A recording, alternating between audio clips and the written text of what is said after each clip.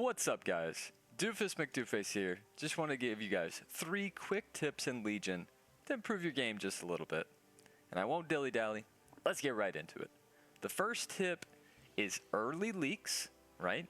Leaking on wave 1, wave 2, wave 3, probably even up to wave 10 are way less punishing than leaking in what I call the mid-game, right? The mid-game is anywhere from like wave 11 to wave 16, 17, 18, 19, probably the late game. But those mid-game leaks are way more daunting gold-wise than they are in the early game. For example, I play a lot of Fiesta. I could leak 80%, 80%, 80%, 4 to 5 times. Waves 2, 3, 5, 6, right? So cumulatively, I've leaked what? 320%. So I've lost 100 gold, right? I have one baby leak on like wave 13, a 50%er. I've just lost 100 gold, right? So those early leaks are way less punishing. And so that's why pushing workers is kind of okay. But let me just show you exactly what I'm talking about, right? Let me leak on wave 3 and let's see how much gold I've lost. Right? Let's see what percentage we get here. All right, I leaked 77%. That's a pretty nice size leak right there, right? That's a pretty nice size leak there. And it will tell me how much gold I've lost to the leak. Lost 27 gold. Seems like a lot, right? It seems like a lot, but it's really not.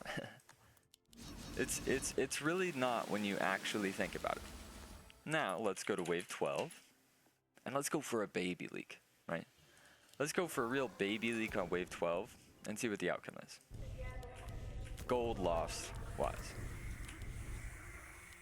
So now I've got wave 12. I leaked 77% on wave 3.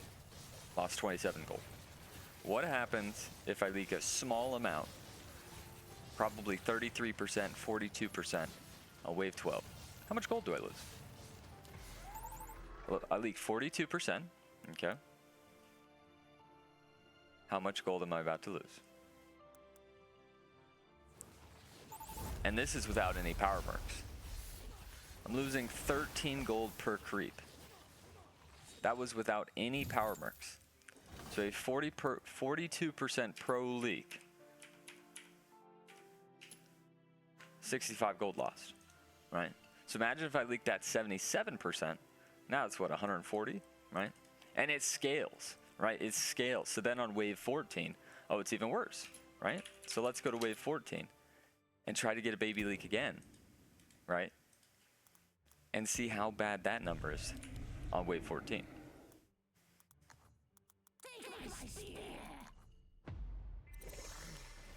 And so what I'm trying to teach you guys here is that it's okay to leak in the early game. It really is okay to leak in the early game. Like, I know it feels bad leaking early, and it feels like everything's against you. But you can totally win a game with 10% king in the early game. 92 was the number, right? You can totally win a game after having a bad early game. Lost 90 gold to 50% leak. And this is without sending power mercenaries, right? This is without me receiving and leaking power mercenaries. When you leak power mercenaries, it's even worse. It's even worse. So I'm just trying to sort of give you the game theory knowledge that leaking early is okay. It's okay. It's not that big of a deal to leak early, even if you lose the game. If you leaked early and you're pushing workers, right? That means you're trying to min-max your game, right? You're trying to min-max. But then you need to sort of have that opposite mindset of, yes, you want to push in the mid-game, but you've really, really got to hold, right? If you want to lose a game that you're winning or that's very close, full housing, a wave 13 send, a wave 14 send, even if your team takes no king, the gold lost is massive, right? The gold that you can lose on a situation like that can be gigantic. So just be very careful in the mid game and maybe be a little more carefree in the early game. But that would be my first tip. My second tip is the Wave 6 trick. I only learned this a couple of months ago. It's a bit cheesy. But if you know Wave 5, right? Oh, this is perfect. This is a perfect unit. I guess it's 700 range. Let's use Bazooka, actually. Wave 5, you know, if you're a real pro, Wave 5, your guy is going to tank the boss, right? A ranged creep tanking a boss on Wave 5 is pretty cool, right? For like perfect splits. This Bazooka will die here, I understand that, right? So something like this, you know, the boss attacks the Bazooka, this tanks a couple, this tanks a couple, it's a beautiful split, right? There's that. This is okay, right? So he tanked perfectly. Well, here's the problem. Now Wave 6, that unit that was able to, let's say, live, right? If this was a Pilgrim, I guess I could get a better unit for us, right? Yeah, I mean, Pilgrim is honestly what you really want, but... Alright, Pilgrim would be the better describer, right? The Pilgrim perfectly tanked on 5, it lived, it was awesome, right? It's gonna hold, it's gonna tank, and then it's gonna kill the king and be able to DPS the rest of the wave, right? It's perfect. Well, you know what it's not perfect on? It's Wave 6. Right, because Wave 6, without adjusting anything, even if I added another unit over here, right, don't change the split at all, this dude's going to get cooked, right? He's going to tank 3 Rockos and get absolutely shredded, because most of the units that you have tanking the boss on Wave 5 don't have the HP and don't have the DPS behind it to full clear half the wave, 3 of the Rockos on Wave 6, in order for it to live. So, I was recently told a new strategy, and I really think that it works for almost anything. Almost anything on Wave 6, this will work, right? So you had it tank the boss here. Tanked it well on Wave 5. What you're going to want to do is put a Tier 1, a full tile above it. A full tile above it will either send one creep over here or 2. But if it sends 2, sometimes this will tank 1 and this will tank 1. It's really beautiful. I don't know how they figured this out, but what you do, you just place one Tier 1, a full tile above that perfectly tanking ranged DPS unit, that perfectly tanking ranged unit. You place on the opposite side, one tile above, a Tier 1. I mean, if you had to do a Tier 2 because you don't have it, it's fine. And then you can just sell it on Wave 7. But making sure that you hold and min-maxing on Wave 6 is so worth. So watch this. Right? Look at that. Pulls 2. Pulls 2 perfectly. And if you had a unit closer into that split, like look at how close this is. Pops the heal off. It's perfect. And now you full hold. Right? Now you full hold, you even have that unit left over, and it's not even close, right? It's not even close to being a leak. This works with Archer, with Adams, with Pilgrims, most of the units that you have tanking there. And then maybe you're playing a Priestess of the Abyss, right? And you really don't want to leak 6. You could just do this. And then, you know what you do on Wave 7? Oh, I lost 4 gold to make sure I held on 3. I lost 4 gold to make sure that I full held on Wave 6. Sorry, Wave 6. So, I'm really liking that. It also works on 13, but then 13's a bit tougher, right? 13, you'd really need to be a pro. Even I'm not really a pro at this point, right? For Wave 13 shenanigans like that. I mean, I guess we can try. So theoretically, it should be the same thing, right? Theoretically, this should be the same thing on 13. Right, the same pull 2. But then a chieftain can't tank more than 1, so. But what I could have done there, right? I don't know if you saw, I tried to put something a little closer into the circle. So maybe if I did something like this would be the perfect split. But this little adjustment will fix your split. Yeah, right there. I mean, this is perfect. This is perfection, right? So even on wave 13, I have a Lost Chieftain tanking and living. My value is super low. But you see that that Lost Chieftain didn't die immediately, right? It died towards the end. So, once again, I really love that wave 6 thing. I was leaking wave 6 for a long time, killing my archers, killing my pilgrims, killing my potos, you know. And somebody sent me a video, and they said, hey, Doof, try this, and it has worked every time.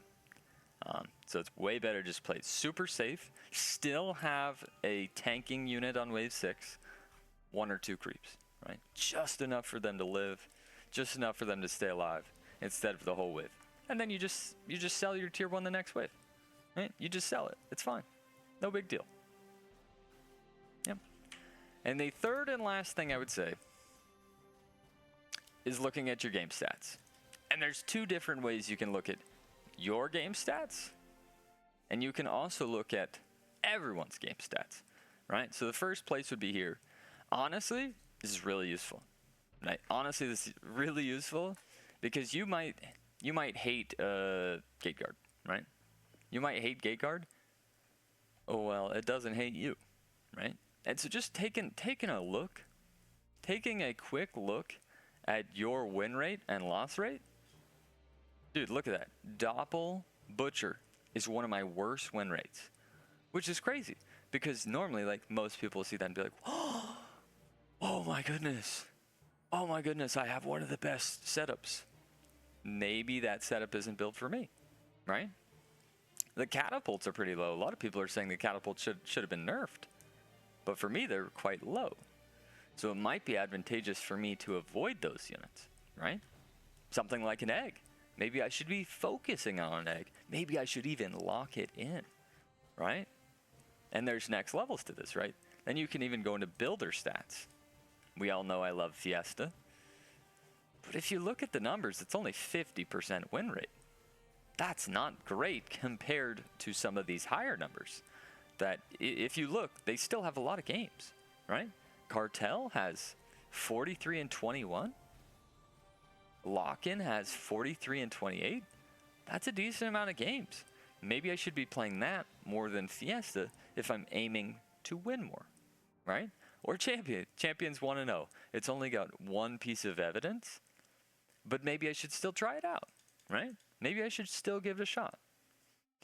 So if you just take some time to not queue a game, and you just want to think about what I'm good at, what I'm not good at, you just take a look at your fighter stats. There's even wave stats. Now, I'll be honest, I usually don't look at the wave stats, right? I usually don't look at the wave stats, but it can be interesting to look at some of these things too. The win rate on each wave, game ended on each wave, you know, things like that. I'm more of a fighter stats and a builder stats, but it can be pretty useful.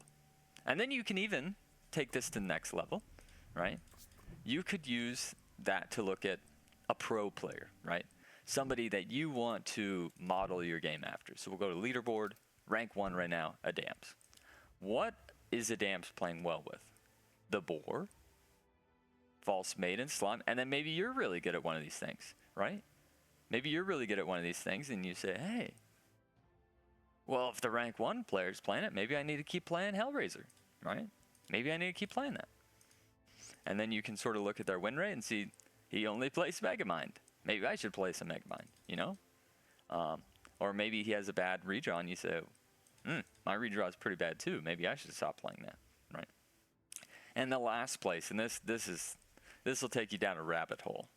The last place that you could go to really sort of study win rates, player base and stuff is a website called Drakbot.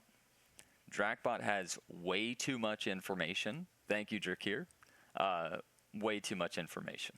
You can look at mastermind win rates, right? You can even change the ELO group that it's in. You can change the patch that it's in. I actually use this a lot to sort of prop up my propaganda that Fiesta needs to be buffed, right? Because right now it says 47.6% win rate, and they'll say, oh, this is for all of the players, right? This is 1600 plus. It includes everybody. So then I'll go a little higher on the win rate. Crap. I don't want to show 2400 because Fiesta win rate's actually quite high, right? So you can look at the mastermind win rates, you know. You can look at opening stats. You can look at spell stats, roll stats, unit stats, right? You can say, oh man, I really feel like Daphne sucks. But then you look and the win rate is actually high. Or maybe you're right. Maybe you see that Royal Guard sucks, you know? Sort of makes you feel better, you know? If you're a stat person, I think checking out Drakbot's a great idea. It's not really a promo. I really do use it a lot, you know? It's like a Wikipedia for our game. And it's actually something great to look at. But I hope some of those tips did help you guys. I know for me, that Wave 6 has really been beneficial. And also the leaking early has actually been beneficial because I play a lot of Fiesta. So I sort of changed up my strategy recently where I would just be totally okay with leaking full on Wave 1, 2, 3, 4. Because the lost gold was just not even that punishing, right? It didn't seem that punishing to leak a ton of gold on waves 1, 2, 3, and 4. So I would just say, push to 11 workers, right? That was the strategy I was trying. And then trying to avoid never leaking in the mid game, because one leak in the mid game is probably more punishing than 4 full leaks, waves 1 through 4. So yeah, and then win rates. Now I'll be honest with the win rates and the unit rates. Even I don't listen to myself sometimes. I know how bad my Fiesta win rate is, and I'll still play it. But at least you have that knowledge, right? Maybe you've been playing the game for 3 months, just playing whatever feels right, whatever feels right, and you might not have ever been in that screen. Profile, game stats, and you've never clicked on that. And you didn't know that your cartel, right, had such a high win rate. What? I'm a lock-in only player. My lock-in's good, but my cartel is so much higher. Now maybe you should try a little more cartel, you know? I think just sort of looking and spying on ourselves to see what we're good at, what we're not good at, can sort of help us be better at the game. And I know a lot of you guys come to me wanting tips and how to improve. A lot of the times improvement can come straight from you. You don't need to learn something, you just need to see something, right? You need to see what are you good at, and maybe what are you not. You could even have used those player stats too to say, okay, I really need to focus on using Doppel Butcher, right? I'm losing with it a lot. Maybe I should actually play it a little bit more and try to improve, right? See, why am I losing with Doppel Butcher? Why am I losing with the Catapult? But I hope some of those tips helped you guys. I know I'm supposed to be doing more guides, so I will try that if that is what you guys want. And good luck in your Legion games, and I'll see you next time. Thank you.